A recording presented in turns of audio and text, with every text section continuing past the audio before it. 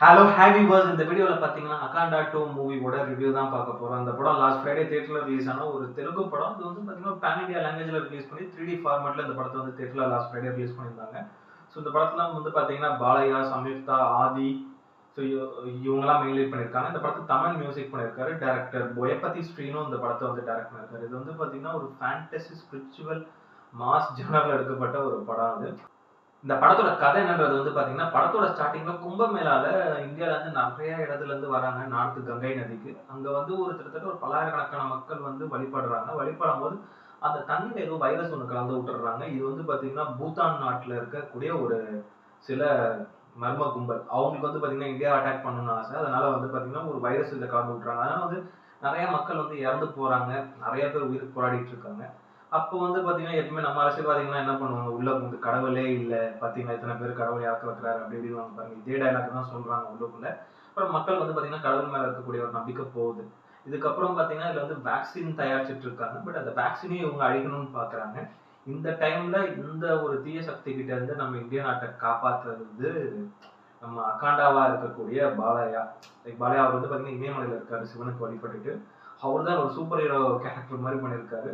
நீங்க அந்த கான்செப்ட்லயே பார்க்கலாம். சூப்பர் ஹீரோ கான்செப்ட்ல பார்த்தா மட்டும்தான் இல்ல நீங்க லாஜிக் இல்லாம பார்க்க முடியும். அவர் வந்து பாத்தீங்கன்னா இந்த இந்திய நாட்டை காப்பாத்தினாரா இல்லையா அப்படின்றது தான் இந்த படத்தோட மீதி கதை.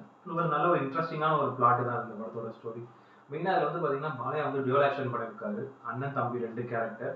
ஸோ ஒன்று வந்து பாத்தீங்கன்னா நார்மல் வில்லேஜ்ல இருக்கக்கூடிய ஒரு ரோல், ஒரு சப்போர்ட்டிவான ஒரு ரோல், நல்ல வில்லேஜ்ல ஒரு பெரிய மனுஷனான ஒரு ரோல். அந்த ரோல் நல்லா இருக்கும். படத்துல ஒரு சாங் பிளஸ் அதுக்கான ஸ்க்ரீன் பிரசன்ஸ் கம்மி தான். பட் அந்த ரோல் ரொம்ப நல்லாவே பண்ணியிருக்காரு பாலையா. அதே மாதிரி வந்து பாத்தீங்கன்னா அந்த அகாண்டா கேரக்டர் தான் செமையா பண்ணியிருக்காரு. இறங்கி ஸ்டன் சீன்ஸா இருக்கட்டும், ஒவ்வொரு சீன்ஸா இருக்கட்டும் இறங்கி பறக்க விட்டுருக்காரு. ஸோ செமையா இருந்தது அதில் அவரோட பெர்ஃபார்மன்ஸ். யூஸ்வலா பாலையா பற்றி சொல்லவே தேவையில்ல, ஸ்டண்ட்லாம் பறக்க விட்டுருவாரு. காட் ஆஃப் மாஸ் வேற அவருக்கு அந்த ஒரு கார்டு வேற. ரொம்ப நல்லா நீட்டாக நடிச்சிருந்தாரு இதில். அதே மாதிரி ஆதி அவர் இந்த படத்தில் வந்து பார்த்தீங்கன்னா ஒரு நெகட்டிவ் ஷேட் ஆஃப் ஒரு கேரக்டர் பண்ணிருக்காரு. செகண்ட் ஹாஃப்ல தான் அவர் வராரு, படத்தோட செகண்ட் ஹாஃப்ல தான் வராரு. பட் இது ரொம்ப ஒரு மாதிரி அந்த சாத்தான்களுக்கான ஒரு தலைவன் அப்படின்ற மாதிரியான ஒரு ரொம்ப நெகட்டிவ் கேரக்டர் தான் வந்து. ஸோ கொடுத்த கேரக்டர் ஓரளவு ரொம்ப நல்லா நீட்டாகவே பண்ணியிருந்தாரு. அது மாதிரி சம்யுக்தா அவங்க இந்த படத்தில் வந்து பார்த்தீங்கன்னா ஒரு சயின்டிஸ்டாக ஒரு ரோல் ஒன்று பண்ணியிருக்காங்க. ஸோ அது ஃபர்ஸ்ட் ஹாஃப்ல தான் வராங்க. அவங்க வந்து கொஞ்சம் முக்கியமான ஒரு கேரக்டர். நான் ஃபர்ஸ்ட் ஸ்டார்டிங் ஒரு சிம்பிளான ஒரு கேரக்டர் அப்படின்ற மாதிரி தான் நினச்சிருந்தேன். பேருக்கு ஒரு சாங்காக வர கேரக்டர் தான் நினச்சினேன். பட் நீங்கள் கதைக்குள்ள போகும்போது வந்து பார்த்தீங்கன்னா அவரோட கேரக்டரும் ஃபர்ஸ்ட் ஹாஃப்ல ரொம்ப இம்பார்ட்டண்டாக இருக்கும். ரொம்ப நல்லா நீட்டாகவே நடிச்சிருந்தாங்க. அவங்க பெர்ஃபார்மன்ஸ் சின்ன ஸ்க்ரீன் பர்சன்ஸாக இருந்தாலும்.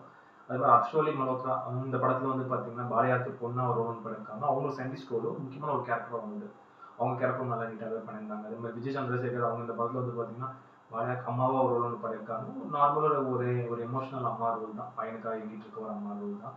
அந்த கேரக்டர் நல்லா நீட்டாக அவங்க பண்ணியிருந்தாங்க. அதே மாதிரி கபில் துலான் சிங் அவர் இதில் வந்து பார்த்தீங்கன்னா ஒரு அப்போசிஷன் எம்பியா ஒரு ரோல் ஒன்று பண்ணியிருக்காரு. ஒரு தேச துரோகின்னு கூட சொல்லலாம். அந்த மாதிரியான ஒரு கேரக்டர் தான். கொஞ்சம் ஒரு இரிட்டேஷனான கேரக்டர் தான். வரும்போது அந்த படத்தில் பார்த்தீங்கன்னா அவங்க எல்லாருக்குமே போகும் ஆடியன்ஸ்க்கு அந்த மாதிரியான ஒரு கேரக்டர் தான். ரொம்ப நல்லா நீட்டாகவே அவர் பண்ணியிருந்தாரு. முப்பூர் நான் அவங்க இந்த படத்தில் ஒரு ஐஏஎஸ் கலெக்டராக ஒரு ரோல் பண்ணியிருக்காங்க. அவங்க ஃபர்ஸ்ட் பார்ட்லேயுமே வராங்க. ஸோ இது அதோட கண்டினியூஷன். ஆக்சுவலி அக்காண்டாவோட அப்படியே டேரக்ட் கண்டினியூஷன் தான் இது. ஸோ படம் ஸ்டார்டிங்ல வந்து பார்த்தீங்கன்னா ஒரு 5 மினிட்ஸ் வந்து அந்த ஃபர்ஸ்ட் பார்ட்டோட ரீகேப் போட்டுட்டு தான் அந்த கண்டினியூஷன் செகண்ட் பார்ட் ஸ்டார்ட் பண்ணுறாங்க. அதே மாதிரி இது வந்து பார்த்தீங்கன்னா தமிழோட மியூசிக்கை பொறுத்த வரைக்கும் இந்த படத்தில் வந்து சாங்ஸ் என்ன பொறுத்தவரைக்கும் அந்த அளவுக்கு எதுவும் பெருசாக இம்ப்ரெசிவாக இல்லை. பட் பேக்ரவுண்ட் ஸ்கோர் செமையாக பண்ணியிருக்காரு. நிறைய இடங்களில் பேக்ரவுண்ட் ஸ்கோர் சூப்பராக போட்டாங்க. நல்ல சவுண்ட் எஃபெக்ட் கூட ஒரு தேட்டரில் இல்லை சென்டர் ஸ்பீக்கர் கிட்ட உட்காந்துருந்தீங்கன்னா நல்ல சென்டரில் உட்காந்துருந்தீங்கன்னா ஃபீல் பண்ணலாம். பேக்ரவுண்ட் ஸ்கோர் அடிச்சு பறக்க விட்டுட்டு இருக்காரு. என்ன வச்சுன்னா தும்மல் போட்டு தேட்டரே தெரிக்குது. ஏன்னா ஃபர்ஸ்ட் பார்ட்ல அக்காண்டா வந்து பார்த்தீங்கன்னா ரொம்ப காதை கிளியர் அளவுக்கு இருக்கும் சவுண்டு. ப்ளஸ் இதுலேயும் வந்து பார்த்தீங்கன்னா பேக்ரவுண்ட் ஸ்கோர் ரொம்ப மிக்சிங் ஓவர் ஆயிடுச்சா என்னன்னு தெரியல. ஏன்னா ப்ளஸ் இவர் வந்து ஆர்ஆர் பண்ணாரா இல்லைன்னு கூட தெரியல. பிச்சுட்டு போகுது சவுண்டு. பட் பேக்ரவுண்ட் ஸ்கோர் நல்லா ரொம்ப மாசாவே பண்ணியிருந்தாரு. அதே மாதிரி வந்து ஸ்ரீ ராம் பிரசாத்தோட சினிமாட்டோகிராஃபியை பொறுத்த வரைக்கும் வந்து பார்த்தீங்கன்னா டிஐ ஒர்க் அந்த ஃப்ரேம்ஸ் எல்லாமே நல்லா இருக்கும். ஒவ்வொரு ஸ்டன் சீனும் வந்து பார்த்தீங்கன்னா நிறைய சீன்ஸ் வந்து ரியல் லொகேஷன் எடுத்திருக்காங்க, சிலது க்ரீன் மேட்லேயும் எடுத்திருக்காங்க. பட் நம்ம பார்க்கறதுக்கு ரொம்ப ரியலிஸ்டிக்காக இருந்த மாதிரி இருந்தது. ஸோ அவரோட அந்த ஃப்ரேம் எல்லாமே ரொம்ப நல்லா சூப்பராகவே இருந்தது. அதே மாதிரி வந்து தம்மிராஜோட எடிட்டிங்கை பொறுத்த வரைக்கும் வந்து பார்த்தீங்கன்னா படம் ஆல்மோஸ்ட் ஒரு 2 மணி நேரம் 40 நிமிஷம் கிட்ட போகுது. கொஞ்சம் ஒரு பெரிய டியூரேஷன் தான். பட் தெலுங்கு படங்கள் அந்த மாதிரி தான் இருக்கும். ஸோ என்னை பொறுத்த வரைக்கும் அந்த 2 hours 40 minutes முடிஞ்ச அளவுக்கு அந்த கதைக்குள்ள என்ன தெரியும் அந்த சீன்ஸ் தான் வச்சிருந்தாரு. எக்ஸ்ட்ரா சீன் எதுவும் பெருசாக ரொம்ப லேக் ஆகிற அளவுக்கு போகிற மாதிரி இல்லை. பட் அவரோட கட்ஸ் எல்லாமே நல்லா இருந்தது இந்த படத்துல. மெயின் வந்து பாத்தீங்கன்னா போயபதி ஸ்ரீனு அவர் வந்து அந்த ஃபர்ஸ்ட் பார்ட் அகாண்டா வந்து பாத்தீங்கன்னா ரொம்ப நல்லா எடுத்திருந்தாரு. ஒரு நல்ல கான்செப்ட்ல ஃபர்ஸ்ட் ஸ்டார்ட் பண்ணும்போதே செமையா இருந்தது கதை அதெல்லாம். அப்படி இருக்கும்போது அந்த படம் பார்த்தோன்னா இந்த படத்துக்கு இது அதோட சீக்வல் எல்லாருக்கும் ஒரு பெரிய எக்ஸ்பெக்டேஷன் இருந்தது. பிளஸ் நான் இந்த படத்துல வந்து பாசிட்டிவா பார்த்தது வந்து பாத்தீங்கன்னா பாலையாவோட ஆக்டிங்கா இருக்கட்டும், பிளஸ் வந்து அந்த கான்செப்ட் நல்லா இருந்தது. பட் ஆனால் இதில் வந்து பார்த்தீங்கன்னா மேக்கிங்கை பொறுத்த வரைக்கும் ரொம்ப நல்லா இருந்தது. அகாண்டா 2 லைக் வந்து நல்லா செலவு பண்ணியிருக்காங்க, பார்க்கும்போதே தெரியுது. அந்தளவுக்கு நிறைய ரியல் லொக்கேஷன்லேயே எடுத்திருக்காங்க. மேக்கிங்காக அது எல்லாமே ரொம்ப நல்லா இருந்தது. பட் வந்து மைனஸாக நான் பார்த்தது வந்து பார்த்தீங்கன்னா படத்தோட ரைட்டிங் தான். ஈவன் ஃபர்ஸ்ட் ஹாஃப்மே சரி, செகண்ட் ஹாஃப்மே சரி, பெருசாக அந்த அளவுக்கு ஒரு ஸ்ட்ராங்கான அந்த ஒரு கோர் பிளாட் இல்லை. ரொம்ப ஒரு சிம்பிளான ஒரு கமர்ஷியல் பிளாட் தான் இது. அதிகாலத்து பிளாட் இது. அந்த மாதிரி வச்சு தான் இது வந்து கொண்டு போயிட்டு இருக்காங்க. ஸோ இது வந்து பெருசாக அந்த அளவுக்கு ஒரு இன்ட்ரெஸ்டிங்கான ஒரு ஸ்க்ரீன் பிளே எதுவும் இல்லை. லைக் ஒரு பழைய ஸ்டோரியாக இருந்தாலும் ஃபர்ஸ்ட் ஹாஃப்மே பெருசாக அந்த அளவுக்கு நம்ம எதுவும் இம்ப்ரெசிவாக போகல. யூஸ்வலாக எவ்வளோ கமர்ஷியல் படம் பார்த்துக்கோங்க அப்படின்ற மாதிரி தான் பார்க்குற மாதிரி இருந்தது. ஸோ அதுலேயும் ஒரு சில இடங்களில் லேக் இருந்தது. சரி ஓகே, செகண்ட் ஹாஃபாக இன்னும் கொஞ்சம் பயங்கரமாக இருக்கும்னு பார்த்தா ஃபர்ஸ்ட் ஹாஃபோட செகண்ட் ஹாஃப் சுத்தம். ஃபர்ஸ்ட் ஹாஃப் வந்து ஓரளவு பார்க்கலாம். செகண்ட் ஹாஃப் வந்து பார்த்தீங்கன்னா இன்னும் லேக் நிறையா இருக்குது. இவன் வந்து பார்த்தீங்கன்னா செகண்ட் ஹாஃப் எந்த சீனுமே வந்து ரொம்ப செல்ஃப் எடுக்கல. கொஞ்சம் ஒரு மாதிரி ஸ்லோவாக இறங்கி இறங்கி தான் போச்சு. படத்தோட டியூரேஷனும் அதுக்கு ஒரு பெரிய ப்ளஸ். ப்ளஸ் நம்ம வந்து தெளிவிட்டு அடிச்சா மாதிரியான ஒரு ஸ்க்ரீன் பிளே தான்.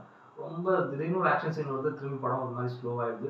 லைக் அது வந்து கதைக்குள்ளே சீக்கிரம் போகாமல் ஸோ அந்த கதைக்குள்ளே போய் திரும்பி கதையை விட்டு வெளியே ஒரு மாதிரி வந்து என்னென்னமோ டைலாக் பேசி திரும்பி கதைக்குள்ளே போய் படத்தை முடிக்கிற மாதிரி இருந்தது.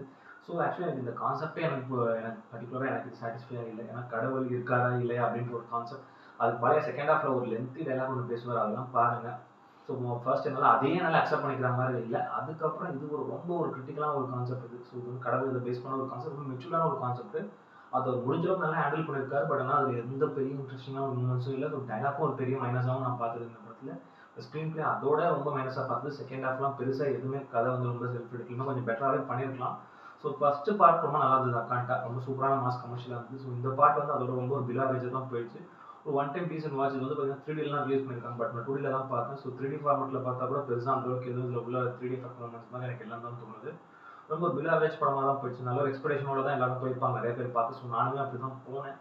பட் இது நம்மளுக்கு கொஞ்சம் டிசப்பாயின்மெண்ட் பண்ணுற மாதிரி தான் ஆயிடுச்சு. ஸோ ஒரு ஒன் டைம் டீசன்ட் வாட்ச் தான் இது. ஸோ இந்த படத்துக்கு ரேட்டிங் வந்து பார்த்தீங்கன்னா 10க்கு வந்து ஒரு 6 கொடுப்பேன். அந்தளவுக்கு ஒரு ஒர்த்தான ஒரு ஒன் டைம் வாட்ச் இது. ஸோ டைம் இருக்கும்போது பாருங்கள், ஓடிடியில் வந்தா பாருங்கள். வீடியோ பிடிச்சிருந்தா லைக் பண்ணுங்க, கமெண்ட் பண்ணுங்க, ஷேர் பண்ணுங்க, இந்த சேனல் சப்ஸ்கிரைப் பண்ணுங்க. வீடியோட லிங்க் உங்கள் ஃப்ரெண்ட்ஸ் எல்லாருக்கும் ஷேர் பண்ணுங்க. இன்னொரு நல்ல வீடியோவில் மீட் பண்ணலாம். Okay friends, thank you, by.